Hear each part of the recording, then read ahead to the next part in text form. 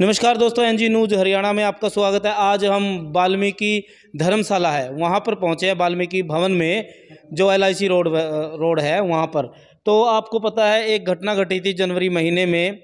एक गुरतार नाम के व्यक्ति की मौत हुई थी और उसका भाई है जगतार सिंह। उससे पूछेंगे भी क्या कुछ मामला है। सर, जो 1/22 को मेरे भाई की मृत्यु हो गई थी पुलिस रिमांड के दौरान, तो उसमें प्रशासन और विधायक रामनिवास सुरजाखेड़ा जी द्वारा जो हमें आश्वासन दिलवाकर धरने को संपूर्ण किया गया था, तो उसमें एक भी बात पर कोई खरा नहीं उतरा और हमारे साथ अभी भी अन्याय हो रहा है और हमारे साथ किसी भी प्रकार की कोई न्याय वाली बात नहीं हो रही।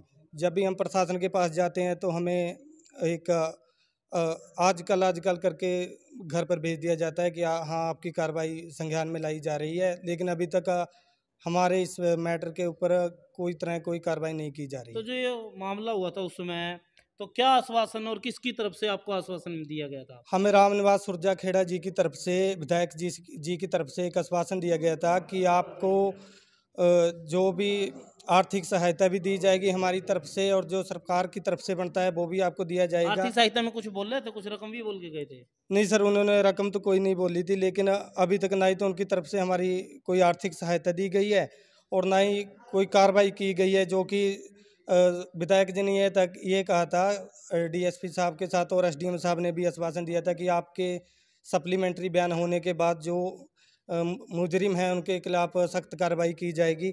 और हमारे सप्लीमेंट्री बयान होने के बाद भी आज 3 महीने हो गए, अभी तक कोई कार्रवाई नहीं की जा रही है। तो क्या आशा करते हो, क्या अपील करना चाहोगे? विधायक जी है जो रामनिवास जी है, आपके वर्ग से ही संबंधित है और आपने जो आशा रखी थी, क्या आज वो आशा पूरी हो पाई है, नहीं हो पाई है? क्या कुछ कहना चाहोगे विधायक जी से, क्या अपील करना चाहोगे? विधायक जी से हमें बड़ी ही एक उच्च उम्मीद थी कि ये हमारे सामाजिक होने के नाते हमें न्याय दिलवाएंगे, लेकिन अभी तक हमारा नहीं तो हमें कोई न्याय मिला है और नहीं किसी प्रकार की कोई आर्थिक सहायता हमें दी गई है। उल्टा हमारे साथ जो सामाजिक लोग थे उनके ऊपर मुकदमे दर्ज किए गए और उनको मुकदमे दर्ज करके रिमांड में लेकर धमकाया जा रहा है कि आप इसके मुकदमे को वापस करें। और जो विधायक जी से हमें एक उम्मीद थी कि हमें न्याय मिलेगा, उसके आज तक उन पर्चों को लेकर हमारे जो सामाजिक साथी थे वो इधर उधर भागे फिर रहे हैं, क्योंकि उनके ऊपर झूठी FIR दर्ज की गई है। और विधायक रामनिवास जी की तरफ से कोई भी ऐसा ऑब्जेक्शन नहीं हुआ कि इन मुकदमों को दर्ज करवाने के खिलाफ कोई भी एक आवाज़ उन्होंने नहीं उठाई, जो कि बड़ी ही उम्मीद थी हमें और हमारे समाज को उनसे। अच्छा जी। हाँ। तो कौन लोग हैं जो उस समय आपके भाई की धरने पर बैठे हुए थे, सहायता कर रहे, मदद कर रहे थे, जिनके खिलाफ आप बता रहे हैं जी उनके खिलाफ एक्शन लिया जा रहा है? हाँ, ये सर एक मेहता, एक रोशन आज़ाद नगर से, सोनू आज़ाद नगर से है और एक शक्ति भाई जी हैं हमारे सामने खड़े हैं, और अमित भाई हो गया जिनको अभी 3 दिन जेल में रहना पड़ा, अभी बेल पर बाहर हैं वो। और इनका रिमांड लिया गया है कि इस मुकदमे को वापस करें, नहीं तो आपके खिलाफ और भी सख्त कार्रवाई की जाएगी।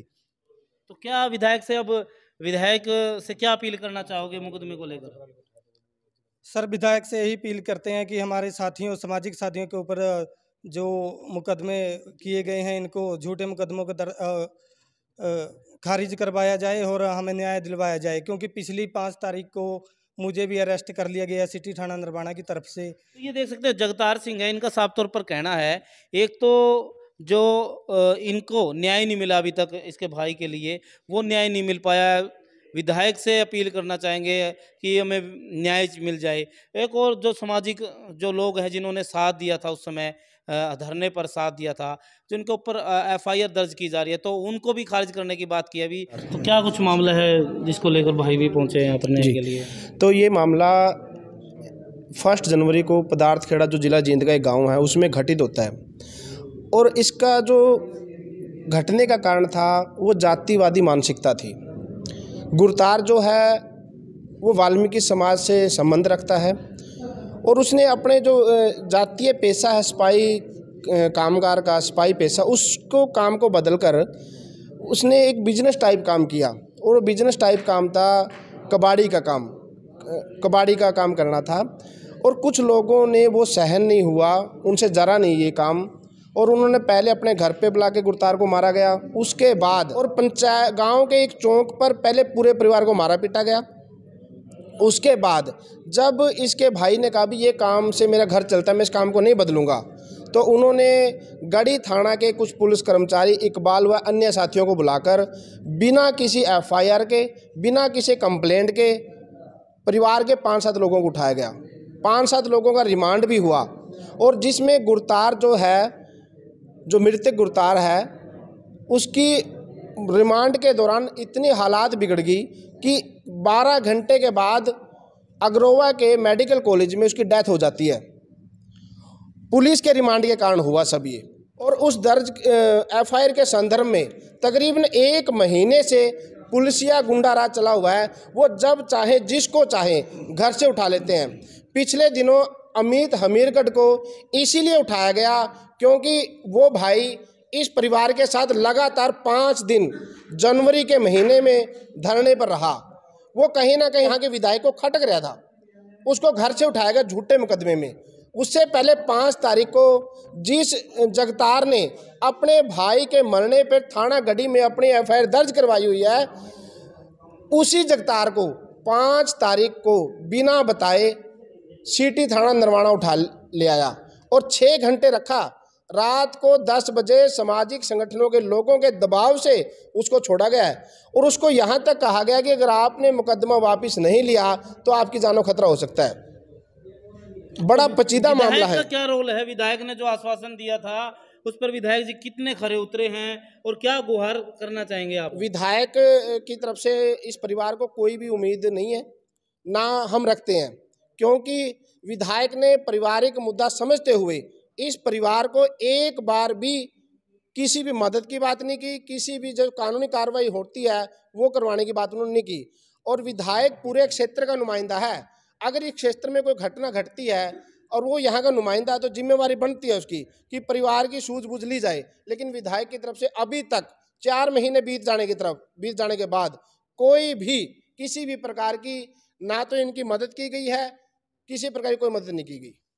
मैं कहना चाहता हूँ, जो हमारे साथियों पे मुकदमे दर्ज हुए हैं वो मुकदमे कैंसिल किए जाए, और पदार्थ खेड़े वाले मामले में जो भाई गुरतार था उसको न्याय मिलना चाहिए। जो मुकदमा उसका बिल्कुल ठंडा अवस्था में बिठा दिया गया है उसको दोबारा से रिओपन किया जाए और इनको न्याय मिलना चाहिए।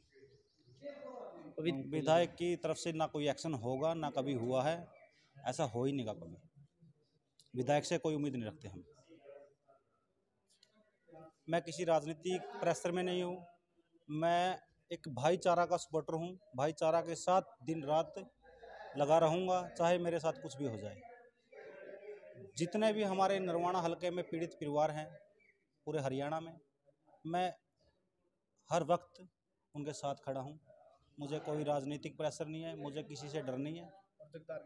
मैं जगतार हमारा भाई है, मैं इसके साथ दिन रात खड़ा हूँ। जब भी इसको मेरी ज़रूरत पड़ेगी मैं बिल्कुल चला जाऊँगा। ठीक है, तो हम भी उम्मीद करते हैं भाई हमारे नरवाना के जो विधायक है रामनिवास सुरजाखेड़ा, हम उनसे भी अपील करना चाहेंगे कि ये आपके नरवाना के वासिक है, आप नरवाना के एक प्रधान होने के नाते आपका कर्तव्य बनता है। और सबसे बड़ी बात, अपने ही समाज के कुछ लोग जिनको न्याय नहीं मिल पाया, उसके लिए अगर आप थोड़ी सी सहायता कर दे तो पॉजिटिविटी आएगी समाज के अंदर। तो दोस्तों अभी देख सकते हैं यहाँ पर जो हमारे साथी खड़े हुए, इनसे बात कर ली है। हमारे साथ है अब प्रदीप सीमार, जो हरियाणा पंजाब हाई कोर्ट के एक एडवोकेट हैं, इनसे बात करना चाहेंगे।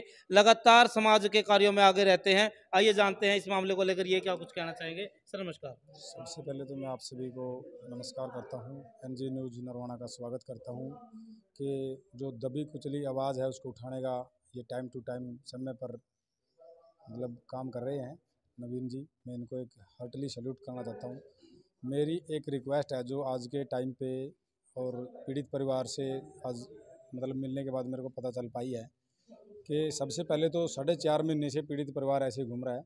उसके जो उस टाइम डेड बॉडी को उठाया गया था, ये कह गया कि झूठे दिलासा देंगे कि भाई आपको आर्थिक सहायता भी दी जाएगी और आपको एक जॉब भी दी जाएगी। आज तक कोई जॉब नहीं मिली है, पीड़ित ने अभी बयान दी है, और कोई आज तक कोई आर्थिक सहायता भी नहीं मिली है। और उस टाइम पे मैं भी पहुंचा था रेस्ट हाउस नरवाना में।